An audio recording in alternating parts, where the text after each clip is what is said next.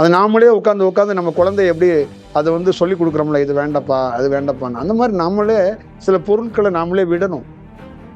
சில தேவையில்லாத ஒரு அடமண்டா நம்ம ஒரு சிந்தனை சிந்திக்கிறோம், ஒரு கருத்தியலாக ஒரு கருத்தை பேசுகிறோம்.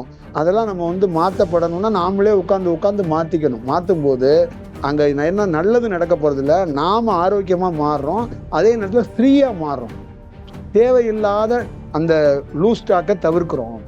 தேவையில்லாத அந்த ஒரு ஒரு கான்வர்சேஷனை தவிர்க்கும் போது அங்கே நீங்கள் வேறு மாதிரி ஒன்று மாறுறீங்க. அதுதான் அது வேணும் அப்படிங்கிறது தான் ரொம்ப முக்கியமானது.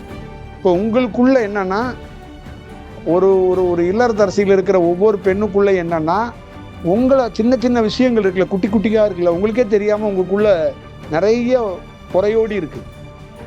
உங்ககிட்ட ஆசை இருக்குது, உங்ககிட்ட அன்பு இருக்குது, உங்ககிட்ட கருணை இருக்குது, உங்ககிட்ட கோபம் இருக்குது. அது எதெல்லாம் அதிகமாக இருக்குது, எதெல்லாம் கம்மியாக இருக்குது அப்படிங்கிறத ஒரு 20 பொருள் உங்கள்கிட்ட இருக்குது.